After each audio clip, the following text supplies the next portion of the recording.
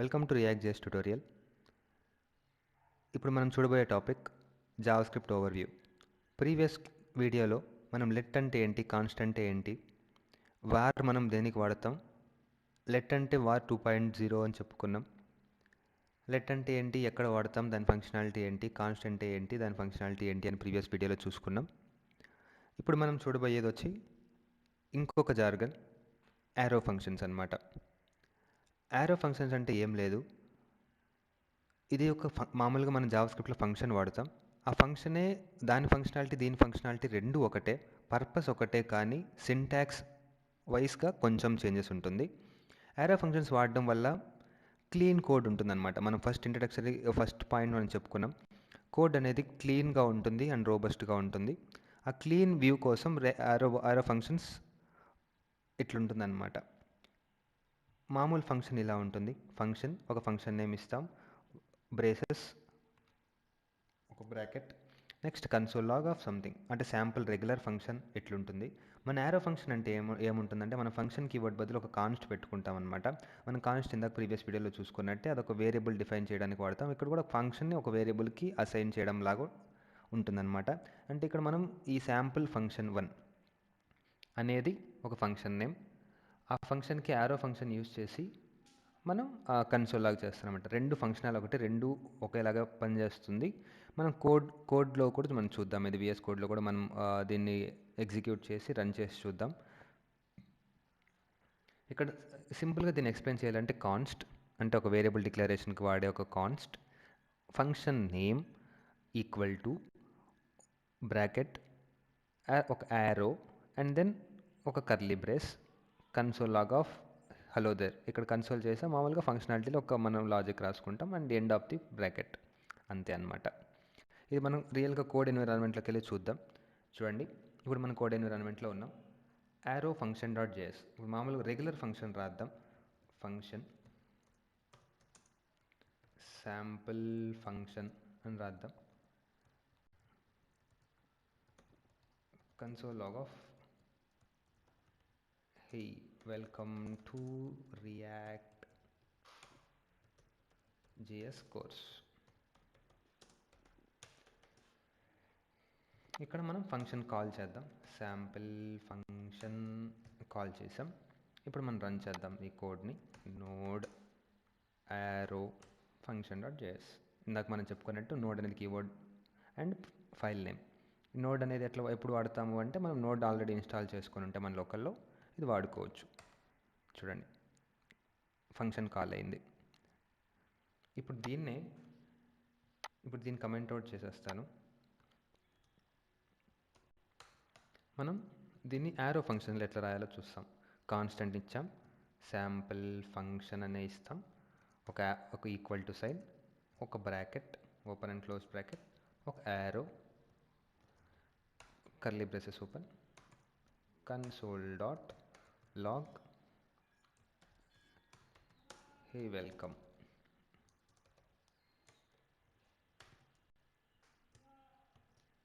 Okay, చూడండి hey welcome అని వచ్చేసింది అనమాట. మీకు ఇంకా సింపుల్ ట్రిక్ ఇది చూడండి. దీనికి ఏంటి తేడా ఉంది అసలు అనుకోవచ్చు మీరు. దీన్ని ఇంకా సింప్లిఫై చేస్తాను చూడండి. ఇప్పుడు మనం దీని లోపల ఏం వాడట్లేదు, అంటే మనం రిటర్న్ చేయట్లేదు ఇక్కడ. ఇప్పుడు చూడండి, ఈ బ్రాకెట్ తీసేస్తాను, ఈ కర్లీ బ్రేసెస్ కూడా మనం తీసేయచ్చు. ఈ కర్లీ బ్రేసెస్ కూడా తీసేస్తాను. చూడండి, ఇప్పుడు రన్ చేసి చూద్దాం హౌ విల్ ఇట్ వర్క్ అని. చూడండి, still it is working. Hey welcome అని ప్రింట్ చేసాం. అంటే సింగిల్ లైన్లో మీకు ఒక ఫంక్షన్ రాసేస్తున్నాం అనమాట ఇక్కడ. ఓకే, మీకు ఇంకా ఇప్పుడు చూడండి, ఇది కన్సోల్ లాగ్ కాబట్టి మీకు సింపుల్గా అనిపించవచ్చు. మీకు ఒక లాజిక్ వైస్ కూడా నేను చూపిస్తాను అనమాట. ఇప్పుడు చూడండి, ఒక ఫంక్షన్ మామూలు రెగ్యులర్గా ఒక ఫంక్షన్ రాస్తాం. యాడ్ అనే ఒక ఫంక్షన్ రాద్దాం. Add number. ఇది ఏమి ఆర్గ్యుమెంట్స్ తీసుకుంటుంది అంటే ఒక ఏ అనే ఆర్గ్యుమెంట్ అనుకుందాం, ఒక బి అనే ఆర్గ్యుమెంట్ అనుకుందాం. ఇది ఏం చేస్తుంది, రిటర్న్ ఏ ప్లస్ బి. ఇక్కడ మనం ఫంక్షన్ స్పెల్లింగ్ తప్పు రాసాం కాబట్టి ఆ ఎర్రర్ హైలైట్ చేస్తుంది. ఇక్కడ చూడండి, మనం యాడ్ నెంబర్ 2, 2 అని కాల్ చేసాం. ఇక్కడ చూడండి, మనం ఫిల్ ఇద్దాం. ఓకే, మనం ఇక్కడ రిటర్న్ చేస్తున్నాం, కన్సోల్ చేయట్లేదు కాబట్టి దీన్ని మనం కన్సోల్ లాగా చేద్దాం. Console dot log of this one. లేకుంటే మీరు దీన్ని ఒక వేరియబుల్కి అసైన్ చేసుకోవచ్చు, ఆ వేరియబుల్ని మనం కన్సోల్ లాగా చేయొచ్చు. ఎనీవే ఎట్లైనా చేసుకోవచ్చు. చూడండి 4 ప్రింట్ అయింది. ఓకే, ఇదే సేమ్ ఫంక్షన్ని మనం కన్సోల్ లాగ్లో ఏం చేస్తామో చూద్దాం. మనం యారో ఫంక్షన్స్లో ఎలా రాయొచ్చో చూద్దాం. Const add number equal to a comma b a plus b. ఇది వర్క్ అవుతుందంటారా, వర్క్ కాదంటారా? ఒక చిన్న గెస్ చేయండి. మనం రన్ చేసి చూద్దాం వర్క్ అవుతుందో కాదో. చూడండి, ఇట్ వర్క్డ్. ఒక లైన్లో రాసేసామన్నమాట మనం దీన్ని, ఒక లైన్. అంత సింపుల్. అందుకే మనం క్లీన్ అండ్ రోబస్ట్ అని చెప్పుకున్నాం. మీకు ఇంకా సింప్లిఫై చేయొచ్చు అంటే ఇంకో మల్టిప్లై అనే ఫంక్షన్ రాస్తాం, లేకుంటే పవర్ అనేది రాద్దాం. ఒకవేళ మల్టిప్లై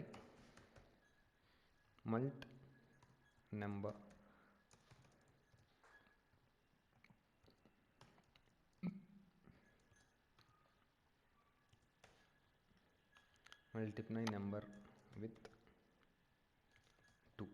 ఈ ఫంక్షన్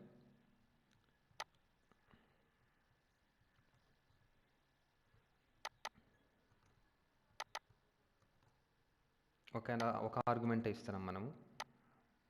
దీన్ని కమెంట్ అవుట్ చేసేద్దాం, ఈ ఫంక్షన్ మాత్రం కాల్ చేద్దాం. చూడండి 4 వస్తుంది. ఇక్కడ మనం ఫర్ ఎగ్జాంపుల్ ఇక్కడ 4 ఇచ్చామనుకోండి, 8 అని వస్తుంది, మల్టిప్లై చేస్తుంది. ఇప్పుడు ఈ కోడ్ని ఇంకా మనం సింప్లిఫై చేయొచ్చు. ఎట్లా అంటే ఇది కూడా తీసేయచ్చు అనమాట, ఈ బ్రాకెట్ కూడా తీసేయచ్చు. చూడండి, ఇప్పుడు మళ్ళీ అదే ఫంక్షన్ కాల్ చేద్దాం, 8 రిటర్న్ చేస్తుంది. చూడండి, ఇది ఇంకా సింపుల్ అయిందనమాట. అంటే ఇక్కడ మనం దీనికి డిఫరెన్స్ ఏంటి అంటే ఈ బ్రాకెట్ మనం తీసేసాం. ఇక్కడ కారణం ఏంటి అంటే మనకి ఇక్కడ ఒక్కటి మాత్రమే ఉందని, ఒక ఆర్గ్యుమెంట్, ఓన్లీ 1 ఆర్గ్యుమెంట్ ఉంది ఇక్కడ, కాబట్టి మనం బ్రాకెట్ ఉంచినా తీసేసినా వర్క్ అవుతుంది. అదే ఈ కేసులో మనం ఖచ్చితంగా ఉంచాలన్నమాట, లేకపోతే ఎర్రర్ వస్తుంది. చూడండి, ఆటోమేటిక్గా ఎర్రర్ చూపిస్తుంది. మోర్ దెన్ 1 ఆర్గ్యుమెంట్ కానీ మీరు ఫంక్షన్కి పాస్ చేస్తున్నప్పుడు ఖచ్చితంగా ఈ బ్రాకెట్ అయితే ఉండాలి. ఒకే ఆర్గ్యుమెంట్ కానీ ఉంటే మీరు ఇట్లా రాసేయచ్చు అనమాట. చూడండి ఎంత సింపుల్గా ఉంది, ఎంత నీట్గా ఉందో కోడ్. మనం ఇక్కడ ఆల్మోస్ట్ 2 ఫంక్షన్లు రాసేసాం 2 లైన్లలో. అంత పవర్ఫుల్ అనమాట ఆరో ఫంక్షన్స్. ఇది చాలా వాడుతాం మనం రియాక్ట్ జేఎస్లో. మీరు ఇంకోసారి కూడా ప్రాక్టీస్ చేసుకోండి. నేను ఇంకోసారి కూడా చెప్తాను. ఆరో ఫంక్షన్స్ అంటే ఏంటి అంటే సింపుల్గా మనం ఒక వేరియబుల్ డిఫైన్ చేయడానికి కాన్స్ట్ వాడతాం. నెక్స్ట్ ఒక ఫంక్షన్ నేమ్, ఒకటి ఈక్వల్ టు, నెక్స్ట్ ఆర్గ్యుమెంట్స్ ఇక్కడ పాస్ చేస్తాం బ్రాకెట్ లోపల, ఒక arrow and then function return. మీరు బ్రాకెట్ యూస్ చేసి ఈ కర్లీ బ్రేసెస్ కూడా యూస్ చేసి చేయొచ్చు. కర్లీ బ్రేసెస్ యూస్ చేస్తే ఎట్లా చేస్తామో కూడా చూపిస్తాను. దీన్ని కమెంట్ అవుట్ చేసేద్దాం. మీరు ఇక్కడ ఇంకో ఎగ్జాంపుల్ ఏంటి అంటే చూడండి, ఇప్పుడు మీరు ఇక్కడ ఒక లైన్ మాత్రమే ఉంది ఫంక్షన్లో కాబట్టి సింగిల్ లైన్లో రాస్తున్నాం, బ్రాకెట్ ఏం వాడకుండా. మీరు మోర్ దాన్ 1 లైన్ రాయాలి అంటే ఖచ్చితంగా మీరు ఇక్కడ కర్లీ బ్రేసెస్ వాడాల్సిందే. ఇక్కడ చూడండి, ఇక్కడ రిటర్న్ చేస్తాను. మళ్ళీ 8 ప్రింట్ అయింది, సేమ్ రాసామన్నమాట. కానీ ఇప్పుడు ఫర్ ఎగ్జాంపుల్ మీరు ఏ ప్లస్ బి, ఓకే ఇది ఇది వచ్చి యాడ్ నెంబర్, పర్లేదు, నేను దీన్ని మల్టిప్లై నెంబర్ని చేస్తాను. రిటర్న్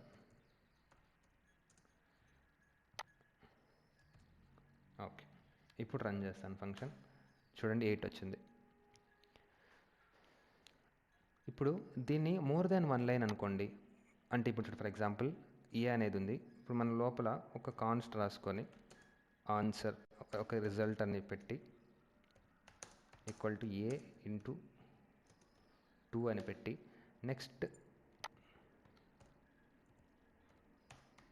రిజల్ట్ అని రిటర్న్ చేస్తున్నాం.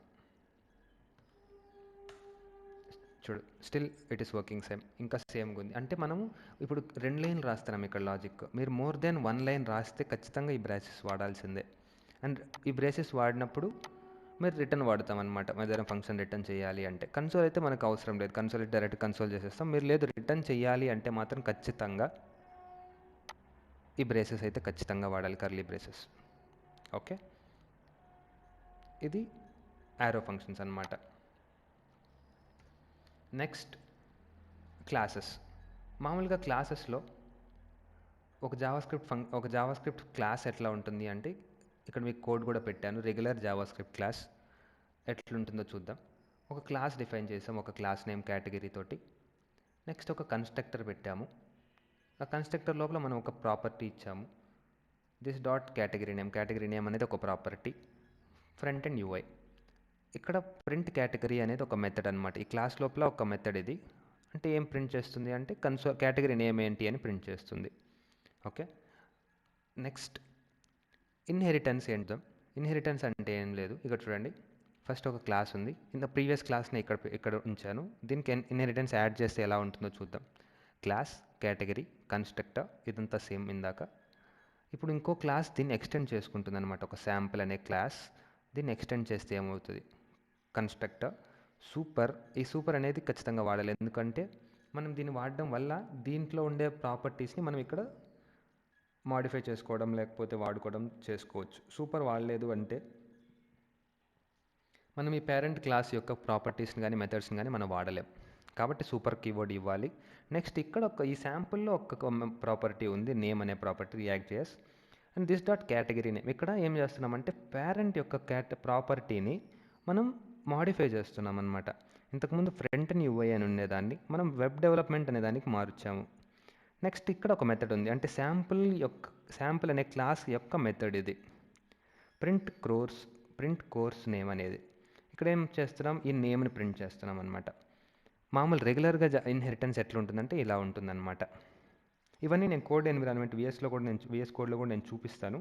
ఇది ఒక బ్రీఫ్ ఐడియా రావడానికి కోసం మీకు ఇక్కడ చూపిస్తున్నాను కోడ్ ఎట్లా ఉంటుంది, సింటాక్స్ ఎట్లా ఉంటుంది అని. విఎస్ కోడ్లో కూడా మనం చూద్దాం ఎట్లుంటుంది అని. ఇప్పుడు అదే కోడ్ని మనం న్యూ జనరేషన్ జేఎస్ క్లాస్లో ఎలా రాస్తాం, ES7 సింటాక్స్ ఎట్లా రాస్తాము అంటే చూడండి. కేటగిరీ ఇచ్చాము, డైరెక్ట్ కేటగిరీ నేమ్ అని ఇచ్చేసి ఒక నేమ్ ఇచ్చేసాము, ఒక మెథడ్ డిఫైన్ చేసేసాము అనమాట.